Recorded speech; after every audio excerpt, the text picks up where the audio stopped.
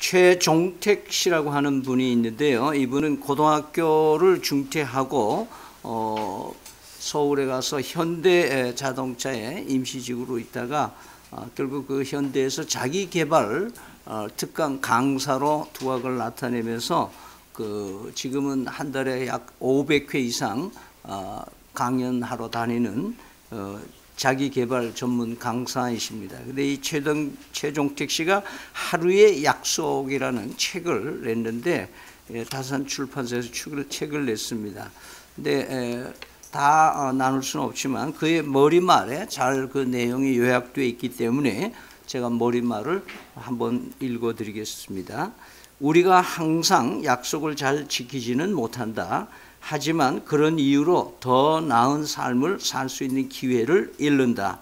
어릴 때 부모님과 한 약속에서부터 부부 사이의 약속이나 친구와의 약속에 이르기까지 많은 약속이 우리의 삶을 결정한다. 약속은 개인사에서만 이루어지지는 않는다. 집단과 나라 사이에도 생긴다. 약속이 부당하게 지켜지지 않으면 분쟁이 일어나고 심지어는 전쟁이 일어나기도 한다. 지켜지지 않는 약속 때문에 사람이 죽고 세상이 바뀌기도 한다. 이 저자는 그러면서도 가장 중요하고 빼놓을 수 없는 약속은 자기와의 약속이다. 그래서 하루 매일매일 자기와의 약속을 해서 자기와의 약속을 지켜야 자기 삶의 질이 바뀐다고 얘기를 하고 있습니다. 어쩌면 이것은 우리의 개인의 육신의 삶과 사회적인 삶, 우리의 인격에 관한 얘기지만 오늘 하나님은 우리의 영적인 신앙의 영성의 삶을 위해서 하나님은 약속을 하시고 약속을 신실하게 이행하시는 신실하신 하나님이신 것을 우리는 성경을 통해서 너무 잘 알고 있습니다. 그래서 성경에 66권의 책을 말할 때 테스타멘트, 약속이라 그래서 구약과 신약으로 얘기를 하고 있습니다. 오늘 본문을 통해서 약속에 관한 얘기를 나누기 위해서 지금 잠시 우리가 약속에 관한 이야기를 앞에 말씀을 드렸습니다. 특별히 오늘 본문은 하나님께서 예레미야를 통해서 시드기야 왕에게 주는 메시지로 연결되어 있습니다. 시드기야 왕은 유다 왕의 마지막 왕입니다. 물론 시드기야 다음에 형식적인 왕이 잠시 있기도 있었지만은 공식적으로 유다의 마지막 왕입니다. 여러분이 알다시피 북이스라엘은 미리 망했고 이제 마지막에 예루살렘 중심으로 되어 있는 유다 한쪽 민족이 남아서 남쪽 나라를 유지해오고 있었던 그런 상황이고 이제는 시드기야는 친남방 정책을 썼습니다. 그래서 애굽이 한참 강하고 세계를 제패하고 있던 그런 시대였기 때문에 시드기야는 애굽하고 손을 잡고 이 정치를 외교 정치를 해나가다가 이제 북방에서 북이스라엘이 아수르가 점령하고 나서 남방에 있던 바빌론이 이 아수르를 점령하고 느부갓네살 왕이 대단히 큰 나라로 커졌습니다. 그런데 하나님은 이 유다를 징계하기 위해서 이제 느부갓네살 왕과 그 정치적인 세력을 이용해서 지금 유다를 세 번이나 이제 돌아오는데 오늘 이 배경에는 예루살렘이라는 성 자체를 이제 포위하고 있는 이런 상황에 하나님은 예레미야를 통해서 말씀하고 있습니다. 그것이 2절, 3절을 우리 한번 같이 읽어보면 이렇게 말씀하고 있습니다. 같이 읽습니다. 이스라엘의 하나님 여호와께서 이와 같이 말씀하시니라. 너는 가서 유다 시드기야 왕에게 아뢰어 이르기를 여호와의 말씀에 보라. 내가 이 성을 바벨론 왕의 손에 넘기리니 그가 이 성을 불사를 것이라. 네가 그의 손에서 벗어나지 못하고 반드시 사로잡혀 그의 손에 넘겨져서 내 눈은 바벨론 왕의 눈을 볼 것이요 그의 입은 내 입을 마주 대하며 말할 것이요 너는 바벨론으로 가리라. 하나님께서 이제 유다가 이제 망해서 예루살렘이 함락되면 시드기야가 이제 포로로 잡혀서 이 바벨론으로 가게 되는데, 실감나게도 네가 느부갓네살하고 eyes to eyes, 눈과 눈을 마주하고 mouth to mouth, 입과 입으로 상대하는 그 리얼하게 네가 바벨론 왕과 이제 대면하게 될 날이 온다. 그러면서 이 반드시 사로잡혀 갈 것인데, 심판의 일부의 말씀에 보면은 굉장히 유연하게 얘기를 합니다. 네가 평안히 죽을 것이며, 4절, 5절, 7절에 보면은 너보다 먼저 있는 내 조상 곧 선왕들에게 분향하던 것 같이 내게 분향하며 애통하는 시보다 주의하리라. 시드기야가 처참하게 망하지 않고, 하나님 첫 번째 메시지에서는 뭐냐면 네가 죽으면 아마 백성들이 선왕들처럼 이렇게 슬퍼할 거다. 그러면서 굉장히 편안한 얘기를 이렇게 해주십니다. 그러면서 하나님께서 이 예레미야를 통해서 너는 반드시 망하겠지만 그래도 내가 몇몇 성읍을 남겨두겠다. 그래서 7절에는 바벨론의 왕의 군대가 예루살렘과 유다에 남은 모든 성읍들을 쳤으니 곧 라기스와 아세라가 유다의 견고한 성읍 중에 이것들만 남았더라. 두 성읍을 하나님이 또 남겨주시는, 그래서 어쩌면 첫 번째 메시지는 시드기야에게 어느 정도 아주 부드러운 그런 심판에 대한 얘기로 1차 말씀을 하십니다. 그런데 이 메시지를 들은 시드기야와 그 방백들과 그 참모들이 그 앞에서 약속한 것을 뒤집을 만한 잘못을 저지르게 되는 거예요. 그래서 그것이 약속을 어기는데, 그 약속은 어떤 약속이냐? 앞서 조상 때부터 지켰던 약속, 출애굽할 당시에 또 시내산에서 법을 줄 때에 사람들을 종으로 삼았을 때 그 종을 6년간 잘 부리다가 7년 희년이 되면은 놔줘서 자유를 주라, 그렇게 얘기를 했어요. 근데 그 약속, 그렇게 되면 네가 이 땅에서 뭐 생명이 길고 내가 너를 복주시겠다, 이렇게 얘기를 많이 하면서 약속을 하셨어요.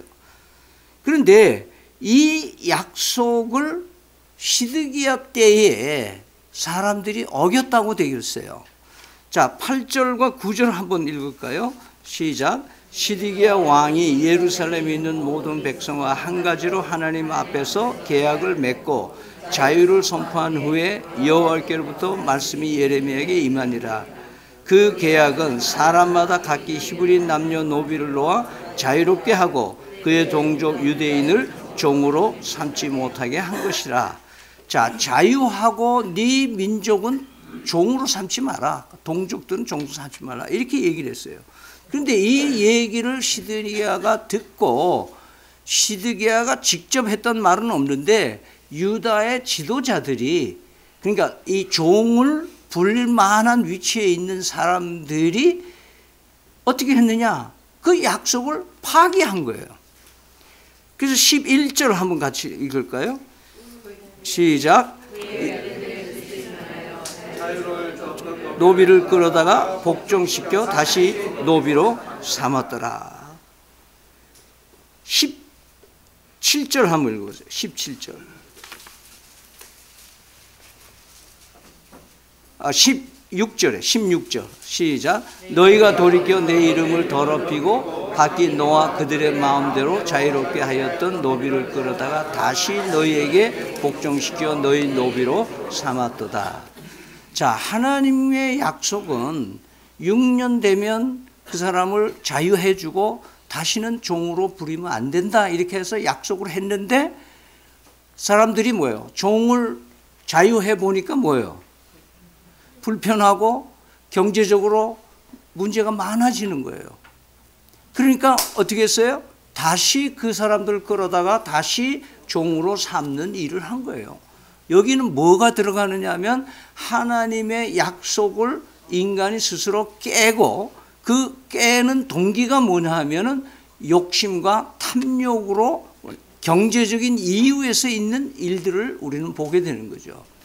말하자면 하나님과의 약속을 깨는 이스라엘 백성들, 이 유다의 마지막 최후의 모습은 시드기야를 중심인 시드기야가 책임져야 할 파괴하는 약속을 어긴 일들을 소상히 우리에게 말씀하고 있는 것이죠.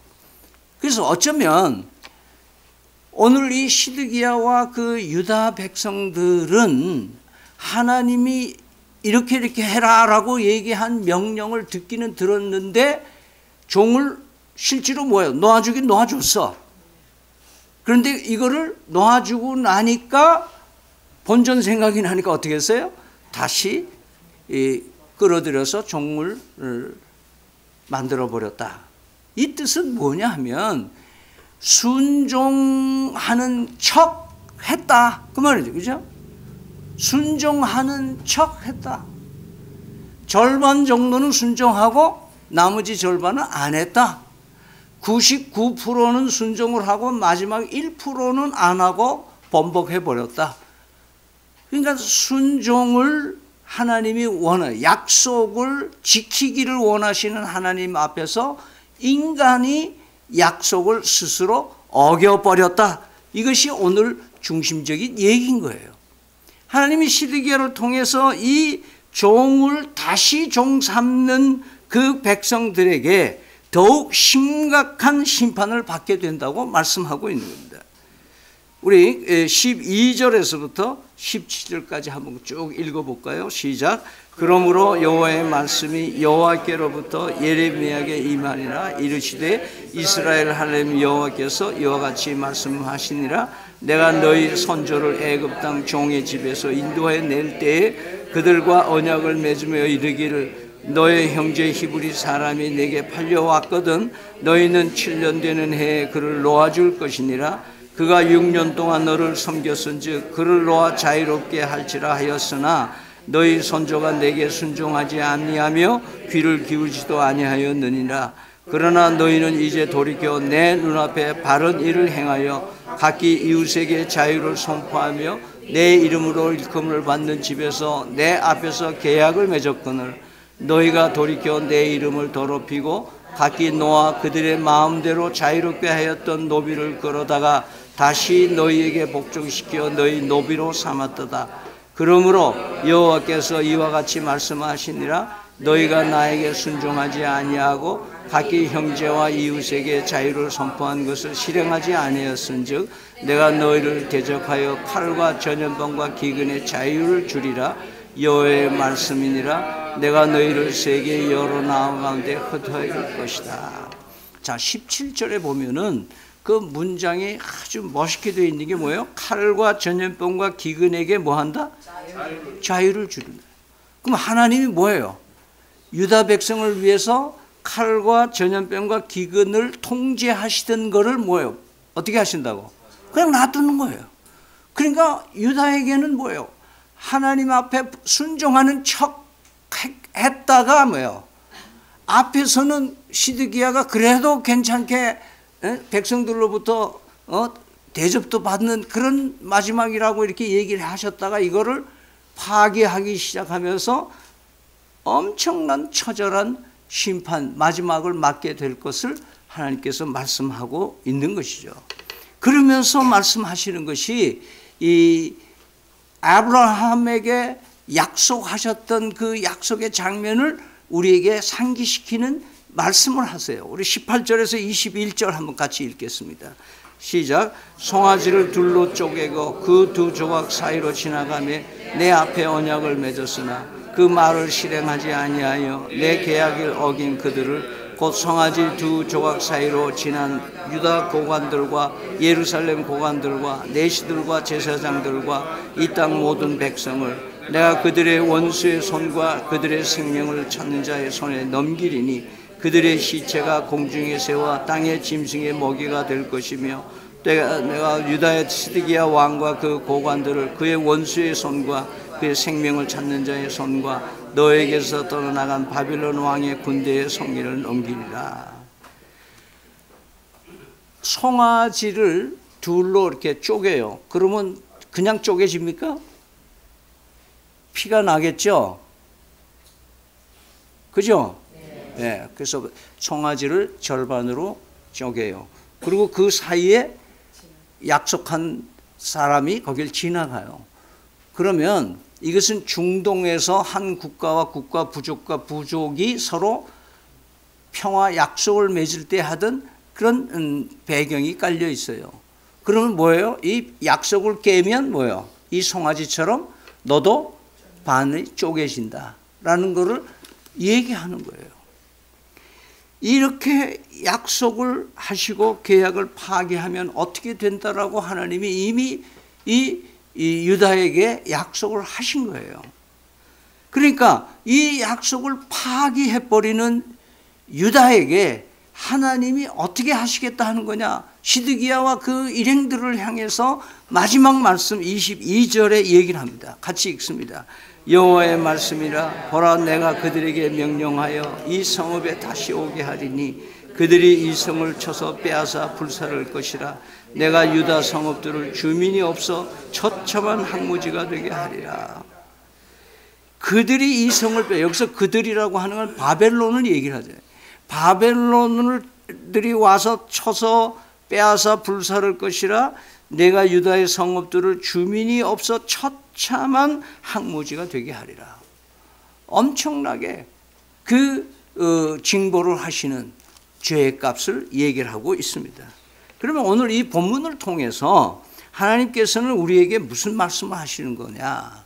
첫째는 시드기야를 선대하시는 하나님의 모습을 보면서 우리가 하나님이 나에게 별일 없이 무탈하게 보내는 하루하루의 삶을 살아갈 때에 제대로 신앙생활을 하라는 교훈인 거예요.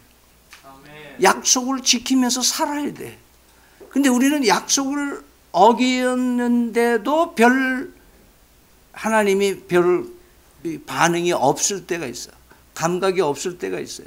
그러니까 조그만 약속 어기다가 조금 더 크게 약속 어기다가 그 다음에는 아주 간이 커져가지고 크게 어겨.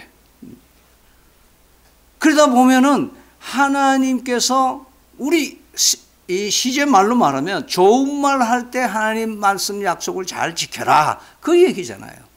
그 시드기야에게 아주 부드럽게 얘기하셨다가 나중에 약속을 파기하니까 엄청나게 재난을 벌하시는 하나님의 모습에서 우리가 배우는 겁니다. 두 번째는 하나님의 약속은 약속이기 때문에 적당히 부분적으로 이행할 수가 없다. 약속은 약속이다. 다 같이 약속은 약속이다. 약속은 약속이다. 죄의 값은 사망이다. 이랬으면 뭐예요? 하나님의 약속은 약속이기 때문에 죄의 값을 저지르면 반드시 죽는다. 그거예요.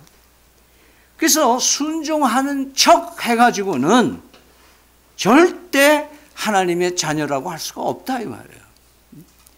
우리는 종교인으로서 길들여지기가 쉬워요. 교회에 와서 예배 보고 성경 읽고 찬송하고 아름답게 기도하고 멋지게 살아가고 종교인으로서 살아갈 수가 있어요. 그러나 그 내면 깊숙이의 순종이 따라가지 않으면 약속을 이행하지 않으면 겉으로 보기엔 아무 일 없어요. 아무도 몰라. 들통이 안 나. 하나님 앞에 가면 들통이 나게 돼 있어요. 적당하게 얼버무리면서 신앙생활 하는 거 반드시 들어요. 예수님이 예화 중에 이런 게 있어요. 어느 아버지가 두 아들이 있었는데 어느 마을에 심부름 시킬 게 있는 거예요. 그 두 아들에게 야 너희들 어디 가서 좀 저기 심부름 좀 하고 온나. 그러니까 큰 아들이 있다가 예 하고는 안 가버렸어요. 그 다음에 둘째 아들은 아니요 나 안 갈래요. 그랬다가 마음에 회개하고 실제 가라는 대로 갔다 온 거예요. 어느 아들이 진짜 아들이냐 그런 거예요. 우리는 때때로 말썽쟁이 같고 말 안 듣는 우리 청소년들이 있지만 그들이 진짜 마음으로 나는 그런 마음으로 불순종할 마음은 없기 때문에 하나님 앞에 뉘우치고 또 순종하는 그런 청년들 많이 있잖아요. 그러니까 순종하는 사람이 하나님의 사람이다 하는 거예요. 순종하는 척 하는 거는 가짜다 이거예요. 가짜. 그 가짜 노릇하면서 진짜 대접을 받으려고 하는 것은 대단히 잘못된 것이다. 그럼 왜 우리는 이렇게 이 가짜 노릇을 하게 되는가? 오늘 본문에서 뭐예요? 종을 자유하게 해주니까 뭐예요? 경제적인 손실이 와. 나이가 좀 불편해. 하나님이 하라는 대로 하니까 내 삶이 그렇게 좋아지는 것 같지가 않아. 그러니까 하나님 말씀 순종하기보다는 적당하게 얼버무리면서 타협하면서 뭐 어디 가나 뭐 예수쟁이 표티 안 내고 적당하게 그냥 경쟁하면서 그냥 살아가는 것도 뭐 그것도 처세다 생각하는 거예요. 그래서 우리 종교인들이 길들여지는 거는 교회에서 생활하는 거와 교회 밖에서 생활하는 거하고 일관성이 없어요. 교회는 교회에서 참 적응할 줄 잘하는 사람만, 목사, 장로, 집사, 뭐 권사 다 교회 와서는 어떻게 해야 될지를 너무 잘하는 거예요. 그리고 그 자녀들도 부모로부터 스트레스를 받기 싫으니까 그냥 자녀들도 부모님 하는 대로 그냥 따라하면서 그냥 하는 거예요. 그런데 그것이 하나님이 기뻐하지 않으신다는 거 하는 거예요. 하나님은 독대하여서 우리에게 책임을 물으시는 하나님이신 거예요. 최근에 여러분 마약하는 사람들 얘기를 하면서 어느 기업의 뭐 아들이 어느 기업의 딸이 이렇게 돼 있어요. 저는 이건 언론이 참 잘못하고 있다고 생각하는 거예요. 왜냐하면 만 20세가 넘으면 성인이잖아요. 자기가 자기 인생을 결정권을 자기가 가지고 있고 자기 결정에 대한 무한 책임을 져야 할 나이가 성인이잖아요. 그러면 누가 범죄했으면 아무개 아들이라 말할 게 아니라 뭐예요? 아무개가 이래 얘기해야 돼요. 목사 아들 딸들이 스트레스 받는 게 그거예요. 장로 아들 딸들이 스트레스 받는 게 뭐냐 하면은 바로 누구누구의 아들이기 때문에 딸이기 때문에 어떻게 살아야 된다라고 스트레스를 주는 그런 사회가 되면 안 되는 거죠. 오늘 하나님 앞에 순종하는 사람들은 개별적인 책임 추궁을 하면서 그것이 탐욕과 욕심으로 내가 사회에서 왕따 될까 봐, 사회에서 불이익을 당할까 봐 우리의 양심을 버리는 일, 하나님과의 약속을 파괴하는 일을 해서는 안 된다 이거예요. 그래서 오늘 말씀에는 뭐예요? 송아지를 절반을 타개는 약속 파괴의 책임을 물으시는 하나님이신 거예요. 욕심이 잉태하면 죄를 낳고 죄가 장성하면 사망을 낳는다. 반드시 하나님은 우리의 가식적이고 부분적인 순종과 적당하게 신앙생활하는 것을 반드시 책임 추궁하시는 분이라는 거예요. 성령 하나님이 여러분의 마음에 울림을 주신다면 여러분 마음에 정말 하나님 오늘 내 마음에 하나님의 약속을 어긴 것이 이렇게 많은데 그 약속 어긴 죄를 용서해 달라고 하나님 앞에 다시 엎드리는 우리가 되기를 바랍니다. 반드시 심판하신 거예요. 근데 심판해야 할 대상이 너무 하나님께서 사랑하시니까 자기 독생자 아들 예수 그리스도에게 대신 다 이 약속 파기의 책임을 뒤집어 씌워가지고 십자가에서 살이 찢기시고 피 흘리시고 진액을 쏟으시고 십자가에서 죽으시고 차디찬 무덤에 3일 동안 갇혀 있어요. 죽음을 이기시고 3일 만에 다시 살아나신 그 성경대로 다시 살아나신 그 예수 그리스도, 그분이 우리를 대표하고 내 대신해서 약속 파기의 책임을 져주셨기 때문에 송아지가 절반 짜게지는 십자가를 지신 예수님의 은총이 있기 때문에 우리는 그 예수 그리스도를 믿음으로 약속의 자녀로 다시 회복시켜 주신다고 말씀하시는 겁니다. 그렇기 때문에 이 약속은 그리스도 안에 십자가로 약속을 완성하신 줄 믿으시길 바랍니다. 만약 이 시드기야처럼 하나님께서 우리에게 약속을 이행하지 못한 것을 하나씩 들어서 치신다면 살아남을 사람이 아무도 없어요. 그러나 그리스도의 은혜, 하나님의 사랑, 성령의 역사하심이 있기 때문에 오늘 우리가 여기 와서 예배할 수 있는 큰 은총을 받아 누리시는 줄 믿으시기를 바랍니다.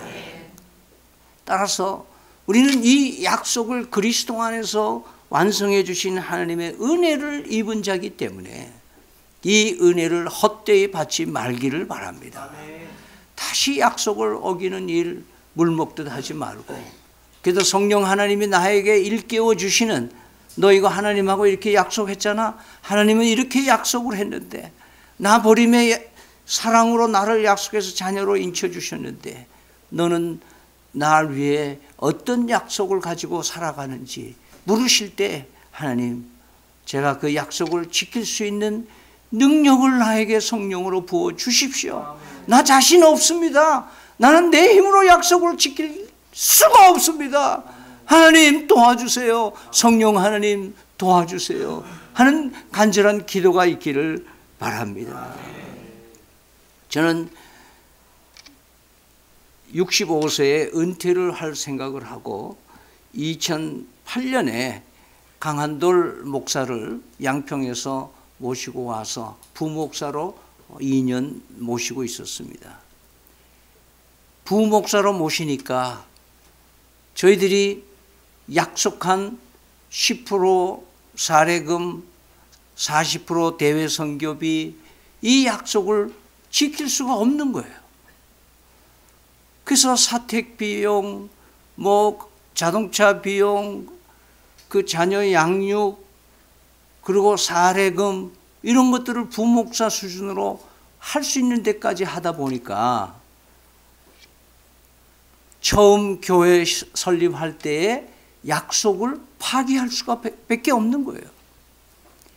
그래서 적당하게 얼버무리면서 재정을 결산하면서 지나왔던 적이 있어요. 근데 하나님은 기뻐하지 않으시더라고요. 교회를 흔들기 시작하시는데 2009년 10월 되니까 교회를 이사 나가도록 하나님이 하시고, 세운 장로와 뜻이 달라지기 시작하는 거예요. 그래서 11월 초에 우리가 개성 여상에 그 추울 때 무용실에서 예배를 보면서 3개월을 지났어요. 그래서 1월 31일, 2010년 1월 31일 이 장소가 리모델링이 끝나서 입당 예배를 우리가 드리고 여기에 왔습니다. 그러면서 우리 성도들과 기도하면서 이제는 약속 더 이상 파기가 없다. 아무리 어려워도 이 약속을 지켜야 되겠다. 그렇게 하면서 지나왔습니다. 그러면서 이번에 70세 은퇴를 하려고 했지만 불발이 됐고, 이번에 여러분들이 저에게 2021년까지 목회하도록 해주셨는데, 그 전에 후임 목사님을 선정을 해야 되겠다 해서 한 4개월 동안 기도하면서 우리가 이 일을 위해서 사람을 찾았습니다. 10% 사례금 밖에 못 준다. 우리는 교단 없이 종교 공동체가 아닌 신앙 공동체로 독립교회를 유지한다. 우리는 교회에서 목회자에게 어떤 약속도 보장해 줄 수가 없다. 그래도 믿음찬 교회 담임 목사로 나서는 사람이 있으면 연락을 해달라. 몇 사람이 연락이 왔는데 이승희 목사님이, 그 가족이 이걸 결단해서 왔습니다. 엊그저께 1박 2일 교직원 수련회를 인도했는데 이사장하고 총장하고 둘이 이렇게 식사를 하는데 총장님이 페이스북을 잘 패친이니까 저보고 물어요. 후임 구했습니까? 네, 구한 게 아니라 하나님 보냈습니다. 그 조건으로도 오는 사람이 있습니까? 하나님과의 약속을 지킬 때 저희들이 중진들이 이런 목회자는 아마 안 올 겁니다. 그렇게들 다 얘기해서 저도 그렇게 생각했어요. 근데 하나님은 하나님이 계획이 계셔서 우리 이 목사님 보내주셨습니다. 할렐루야. 하나님의 원하시는 일들, 약속을 지키는 자에게 하나님은 그 삶을 보장해 주시는 줄 믿으시기를 바랍니다. 기도하겠습니다. 이 시간 함께 기도하기를 바랍니다. 하나님과의 약속을 어기셨습니까? 그러면 송아지가 쪼개는 죄값을 갚아야 됩니다. 그런데 예수님이 대신 갚아주셨습니다. 그 예수님 붙드시기 바랍니다. 예수님께 나아가 하나님 이젠 더 이상 약속 깨지 않도록 성령 하나님 부어 주시옵소서. 함께 기도하겠습니다. 사랑의 하나님 감사합니다. 더 이상 약속을 깨지 않도록 함께 기도하겠습니다. 오 하나님 아버지 같이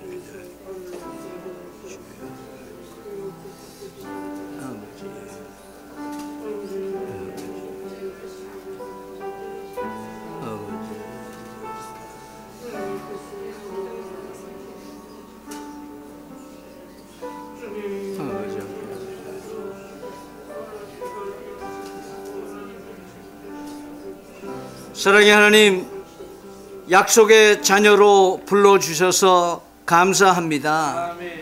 다시는 주님께서 몸을 찢기며 허락해 주신 새로운 삶을 위하여 약속 파기를 하지 않도록 날마다 성령 충만한 삶을 살게 도와 주시옵소서.